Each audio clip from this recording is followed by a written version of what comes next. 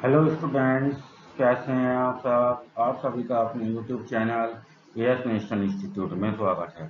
आज मैं आप लोगों के साथ बात करूंगा क्लास 10th में साइंस के सब्जेक्ट के बारे में। एनसीईआरटी बुक के अनुसार चैप्टर नंबर 11 जिसका नाम है इलेक्ट्रिसिटी। ये चैप्टर फिजिक्स के अंडर में आता है, फिजिक्स का चैप्टर है। और हम आज की क्लास में अपने इस चैप्टर के सभी बेसिक कंसेप्ट को और एग्जाम में आने वाले पूछे जाने वाले सबसे ज़्यादा क्वेश्चंस के टॉपिक्स को डिस्कशन करेंगे, जो कुछ इस प्रकार आपको यहाँ पर दिए गए हैं। Electric current, potential difference, Ohm's law, resistance, combination of resistors, electric power and energy, और कुछ फॉर्मूलेज हम पढ़ेंगे जो इलेक्ट्रिसिटी में बोर्ड एग्जाम में पूछे जाते हैं 10th क्लास के। तो चलिए शुरू करते हैं अपनी आज की क्लास, जिसका नाम है, जिसका टॉपिक है electricity.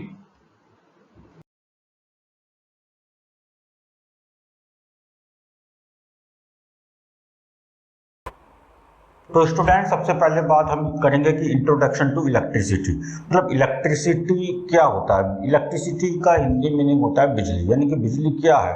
Electricity is the flow of electric charge. जो भी इलेक्ट्रिक चार्ज होते हैं, अपन 9th क्लास में पढ़ा होगा चार्जेस के बारे में, या केमिस्ट्री में पढ़ा होगा चार्जेस के बारे में। तो इलेक्ट्रिक चार्ज जब फ्लो होते हैं वहीं से इलेक्ट्रिसिटी आपकी जनरेट होती है। Powers, lights, phones etcetera. तो ये जो हमारे एग्जाम्पल्स मैंने अभी आपको बताया, पावर, लाइट्स, हाउसेस की, फोन्स की, इनमें जो इलेक्ट्रिक चार्ज हैं वो फ्लो होते हैं, जिसके कारण ये इलेक्ट्रिसिटी या लाइट्स को प्रोड्यूस करते हैं, या ये हमारे चार्ज हो पाते हैं। Studied via circuits, current, voltage, resistance and power. तो अब आज के अपने इस चैप्टर में हम पढ़ेंगे सर्किट्स के बारे में, करंट कैसे प्रोड्यूस होता है, वोल्टेज किसे कहते हैं, वोल्टेज कैसे बनाई जाती है, रेजिस्टेंस किसे कहते हैं, पावर किसे कहते हैं, इन सब चीज़ों के बारे में पढ़ने वाले हैं। तो हमारे मैंने आपको अभी ये ध्यान रखना है कि इलेक्ट्रिसिटी क्या होता है। Flow of electric charge is known as electricity. जब भी इलेक्ट्रिक चार्ज का फ्लो होता है, जितनी तेजी के साथ इलेक्ट्रिक चार्ज मूव करेंगे एक पोजीशन से दूसरी पोजीशन तक, एक पॉइंट से दूसरे पॉइंट तक, उतनी ज़्यादा अमाउंट में इलेक्ट्रिसिटी प्रोड्यूस होगी, उतनी ज़्यादा तेजी के साथ उतनी ज़्यादा इलेक्ट्रिसिटी जनरेट होगी। तो व्हाट इज इलेक्ट्रिसिटी? अगर आपको कोई पूछता है एग्जाम में, इलेक्ट्रिसिटी क्या, the movement on the flow of electric charge from one point two another point is called electricity.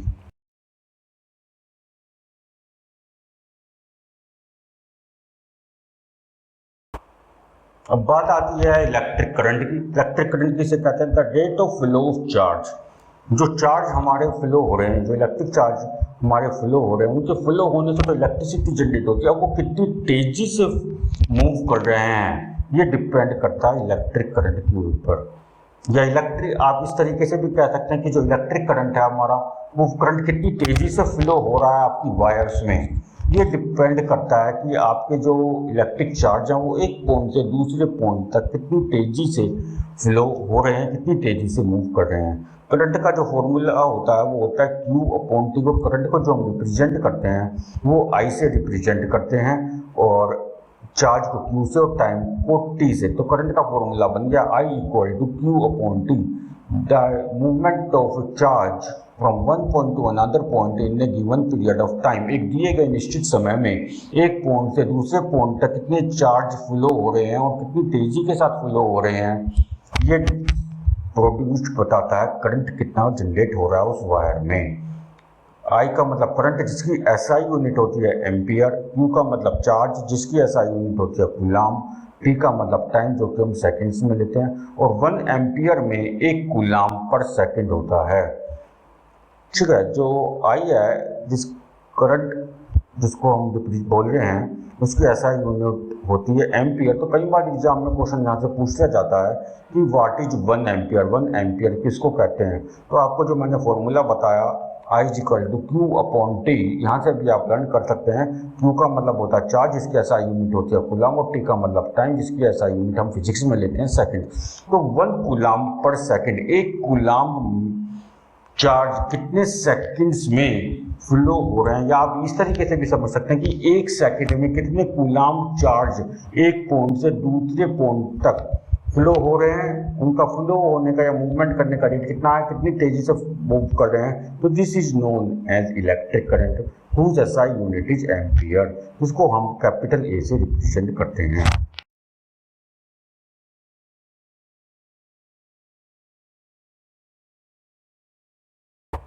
इसके बाद आता है आपका electric potential and potential difference.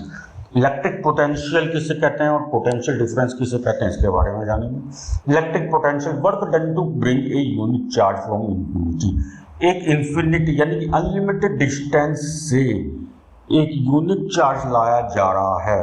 Unit charge यानी कि जिसकी वैल्यू 1 है, एक यूनिट चार्ज लाया जा रहा है एक लिमिटेड डिस्टेंस तक, उसको लाने के लिए एक अनलिमिटेड डिस्टेंस से लिमिटेड डिस्टेंस तक, या आप इसको इस तरीके से भी समझ सकते हैं कि पॉइंट 1 ए से पॉइंट बी तक यूनिट चार्ज को लाने के लिए जो भी वर्क डन करा गया उसको हम इलेक्ट्रिक पोटेंशियल कह रहे हैं। एंड द पोटेंशियल डिफरेंस, जिसको हम वी वोल्टेज V से रिप्रेजेंट करते हैं, कैपिटल V से, work done per unit charge, एक यूनिट चार्ज को पॉइंट ए से पॉइंट बी तक मूव करवाने के लिए जो वर्क करा गया, this is known as potential difference. It is represented by V and its formula is W upon Q। W is defined as work done and Q is the charge. Work done के unit होती है joule और Q के unit होती है coulomb. तो इसी वजह से पोटेंशियल डिफरेंस हमारा जो V जिससे हम रिप्रेजेंट कर रहे हैं, इसकी ऐसा यूनिट वोल्ट होती है, जिसको हम V से ही रिप्रेजेंट करते हैं।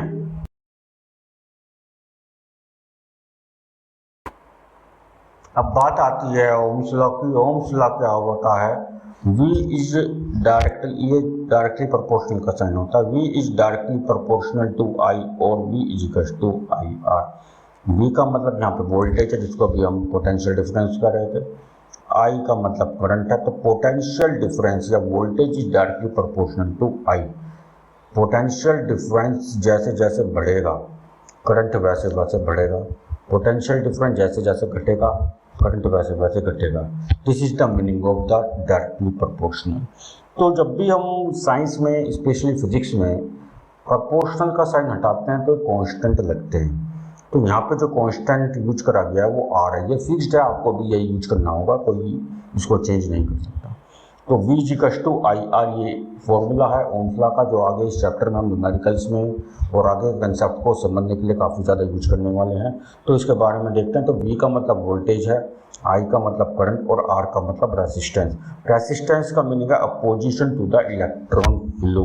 जो भी हमारे वायर्स में इलेक्ट्रॉन्स फ्लो हो रहे थे, जिसकी वजह से इलेक्ट्रिसिटी जनरेट हो रही थी, या करंट कितना फ्लो हो रहा है ये हम पता लगा पा रहे थे, या उन चार्जेस को फ्लो होने की वजह से हमारे वायर में कितना पोटेंशियल डिफरेंस प्रोड्यूस किया जा रहा था, इन सब चीज़ों का अपोजिशन जो होता है उसको हम रेसिस्टेंस कहते हैं। और रेसिस्टेंस यानी कि it is the constant of the Ohm's law and its SI unit is ohm. Ohm का ये सिंबल है, नहीं तो आप स्मॉल लेटर्स में लिख सकते हैं OHM, ohm. This is known as ohms.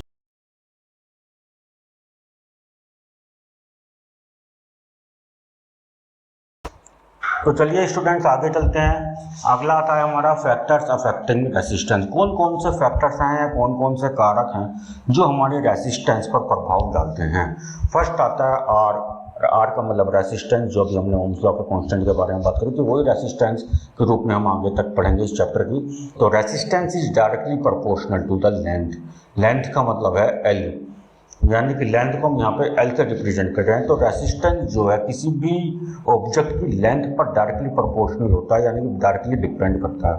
और R is proportional to 1 upon area. 1 upon में जो भी लिखा जाता है, तो मतलब वहाँ पर डायरेक्टली प्रोपोर्शनल नहीं होता है, वहाँ पे इन्वर्सली प्रोपोर्शनल होता है। तो resistance is inversely proportional to area, यानी कि जिस भी ऑब्जेक्ट की अभी हम लेंथ की हम बात कर रहे थे, रेसिस्टेंस तो उस ऑब्जेक्ट की लेंथ से डायरेक्टली प्रोपोर्शनल है। और उसी ऑब्जेक्ट की अगर हम एरिया की बात करें तो उस ऑब्जेक्ट के एरिया से रेसिस्टेंस जो है इन्वर्सली प्रोपोर्शनल है, यानी कि अपोजिट होता है। अगर एरिया बढ़ेगा तो रेसिस्टेंस घटेगा, अगर एरिया घटेगा तो रेसिस्टेंस बढ़ेगा, उल्टा होता है, एक घटेगा एक बढ़ेगा। Inversely proportional. डायरेक्टली प्रोपोर्शनल में दोनों सेम चलते हैं, दोनों बढ़ेंगे, या तो दोनों इंक्रीज होंगे या दोनों डिक्रीज होंगे। पर इन्वर्सली प्रोपोर्शनल में ऐसा नहीं होता है, एक इंक्रीज होगा तो दूसरा डिक्रीज होगा, और पहला डिक्रीज हो रहा है तो दूसरा इंक्रीज होगा। This R depend on the material and temperature. वो जो ऑब्जेक्ट है वो ऑब्जेक्ट किस मटेरियल का बना हुआ है, और साथ साथ उसके जहाँ पे ये चीज़ें ऑब्जर्व करी जा रही है उस सराउंडिंग का टेम्परेचर कितना है, ये सारी चीज़ें किसी भी रेसिस्टेंस पर या जिस पे हम ये एक्टिविटी, जहाँ भी हम एक्सपेरिमेंट परफॉर्म कर रहे हैं वहाँ के टेम्परेचर के अकॉर्डिंगली ध्यान में रखते हुए, या जिस मटेरियल का ऑब्जेक्ट बना हुआ उसको ध्यान में रखते हुए रेसिस्टेंस हमारा उस ऑब्जेक्ट पर किस तरीके से प्रभाव डालता है, इसको हम कहते हैं फैक्टर्स अफेक्टिंग रेसिस्टेंस। चलिए आगे।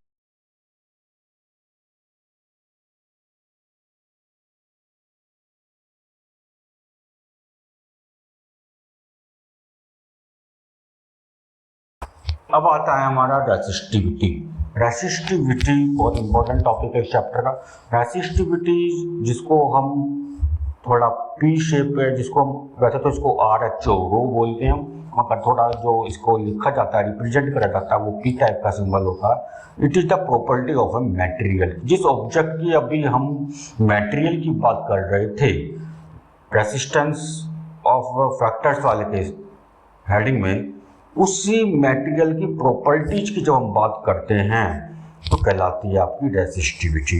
तो रेसिस्टिविटी का फॉर्मूला है R = रो, जो ये पी टाइप का आपको लग रहा होगा सिंबल, ये RHO रो बोलते हैं, और ये भी कांस्टेंट होता है यहाँ पर। इसका फॉर्मूला होता है R = रो L/A, और इसकी यूनिट होती है, यानी कि SI यूनिट होती है ओम मीटर।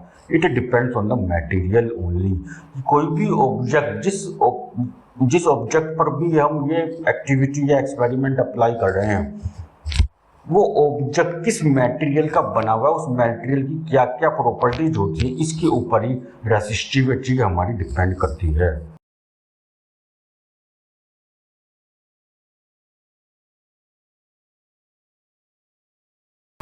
इसके बाद आता है student series and parallel circuit. आपको यहाँ पे दिखा रखा है सर्किट, जो जहाँ पे दो रेसिस्टेंस एक दूसरे के आमने सामने होते हैं उनको हम कहते हैं पैरेलल, और जहाँ पे केवल एक ही लाइन में होते हैं उनको हम कहते हैं सीरीज।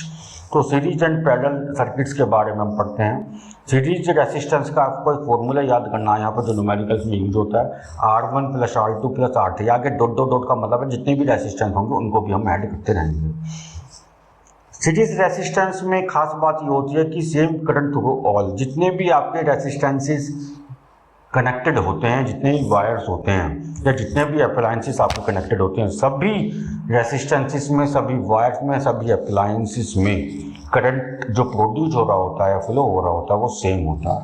परंतु पैरेलल सर्किट में, पैरेलल रेसिस्टेंसेस में, पैरेलल अरेंजमेंट में ऐसा नहीं है। पैरेलल का फॉर्मूला होता है 1/R = 1/R1 + 1/R2 + 1/R3। और यदि आपके आगे भी रेसिस्टेंसेस ये रखें तो 1/R4, 1/R5, इस तरीके से हम इनको यूज करेंगे।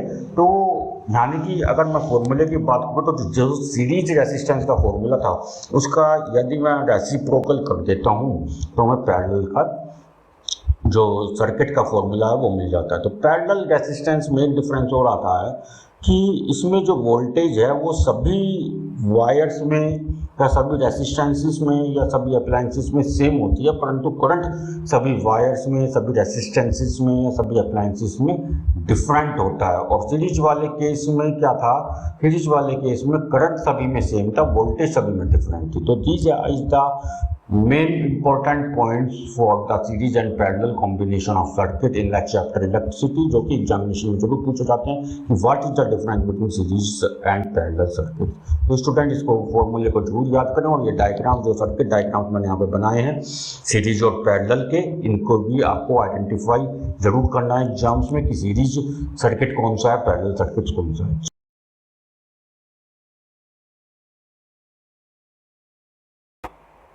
अब आता है आपका topic heating effect of electric current. किसी भी ऑब्जेक्ट के द्वारा जब इलेक्ट्रिसिटी प्रोड्यूस की जाती है वो ओवर हीट हो जाता है, स्पेशली गर्मियों के मौसम में, तो उसको कूलिंग करने के लिए उसकी हीट को ट्रांसफ़र करा जाता है। तो किस तरीके से ट्रांसफ़र करा जाता है, किस तरीके से जिस ऑब्जेक्ट के हम हीट ट्रांसफ़र कर रहे हैं किसी दूसरे ऑब्जेक्ट पर, तो जिस ऑब्जेक्ट पर ट्रांसफ़र करें यानी कि जो ठंडा ऑब्जेक्ट है उस पर पहले वाले ऑब्जेक्ट की हीट का किस तरीके से प्रभाव पड़ेगा वो हम जानेंगे यहाँ पर। इसके लिए फॉर्मूला होता है H इजिकल, हीट को हम H से रिप्रेजेंट करते हैं। फॉर्मूला होता है H is equal to I square R T. I का मतलब यहाँ पे करंट है, आर का मतलब रेसिस्टेंस और टी का मतलब टाइम। तो आई रेसिस्टेंस आर और टी का मतलब करंट का स्क्वायर करना है, multiply by resistance and multiply by time in seconds. तो एनर्जी कन्वर्टेड इनटू हीट। तो यहाँ पे जो हीट एनर्जी है वो हीट जो एनर्जी है वो हमारी हीट में कन्वर्ट हो रही है। It is use in heaters, iron, filament bulbs. जो ये एनर्जी हीट में कन्वर्ट हो रही है इसको हम हीटर के फॉर्म में, हीटर्स में, आयरन में यानी कि प्रेस में, फिलामेंट बल्ब जो पुराने बल्ब होते थे बड़े वाले उनमें यूज करा जा सकता है। तो this is the heating effect of electric current and the formula H equals to I square. It is very important for the examination.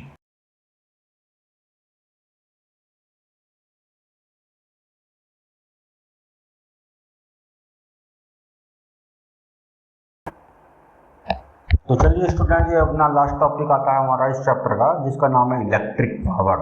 अब इलेक्ट्रिक पावर क्या होती है? तो power is defined as the rate of energy conversion.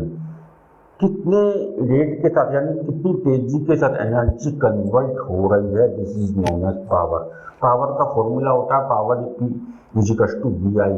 P का जो power को हम P से रिप्रेजेंट करते हैं, वी आई को तो मैंने आपको स्टार्टिंग में बता दिया। वी का मतलब वोल्टेज है और आई का मतलब करंट। ये फॉर्मूला जो है हम ओम्स लॉ में और पहले ही पढ़ चुके हैं इसी चैप्टर में। तो पावर वी की जगह हमने क्या, वी की जगह हमने क्या करा, ओम्स लॉ का फॉर्मूला यूज करा, V equal to I R. तो वी की जगह मैंने आई आर लिख लिया। तो आई यहाँ पर पहले से भी लिखा हुआ था तो आई की मल्टीप्लाई होगी तो आई स्क्वायर आर हो गया। तो पावर का फॉर्मूला बन गया वी स्क्वायर अपॉन आर। ठीक है, तो पावर की जो ऐसा यूनिट होती है वो वाट होती है जिसको कैपिटल डब्ल्यू से रिप्रेजेंट करा जाता है।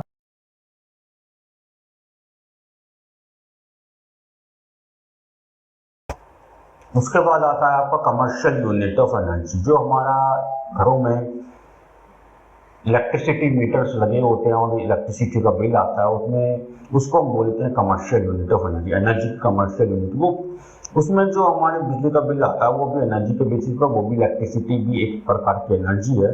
तो कमर्शियल यूनिट इसको नाम इसलिए दिया गया है क्योंकि वो घरेलू में या पब्लिक के लिए यूज की जाती है। तो वो कैसे कैलकुलेट की जाती है वो उसको हम जरा समझेंगे यहाँ पर। जो कमर्शियल इलेक्ट्रिसिटी होती है आपकी वो उसको किलोवाट आवर में मेजर करते हैं और 1 किलोवाट आवर में 1000 वाट इंटू 3600 सेकेंड होते हैं। यानी कि 1 किलोवाट आवर में 3.6 मल्टीप्लाई 10 की पावर 6 जूल होते हैं। तो ये था हमारा कमर्शियल यूनिट ऑफ इलेक्ट्रिसिटी को जूल में यानी किलोवाट आवर से जूल में कन्वर्ट करने का तरीका जो था, हमारा फॉर्मूला जो था वो ये है। एग्जाम में इसको जरूर पूछते हैं। तो आज की क्लास के लिए केवल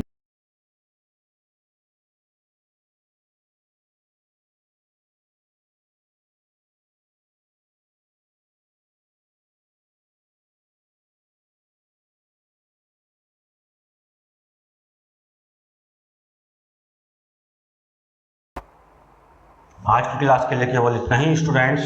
आपको हमारी ये वीडियो कैसी लगी प्लीज़ वीडियो के कमेंट बॉक्स में जाकर कमेंट करके जरूर बताएं। और हाँ, यदि अभी तक आपने हमारे यूट्यूब चैनल को सब्सक्राइब नहीं करा है तो प्लीज़ चैनल को सब्सक्राइब करें, लाइक शेयर और बेल आइकन नोटिफिकेशन को जरूर प्रेस करें जिससे आपको हमारी आने वाली हर एक वीडियो समय पर मिल सके और आपके साथ साथ आपके फ्रेंड्स भी बोर्ड एग्जाम की प्रिपरेशन अच्छे से कर सकें।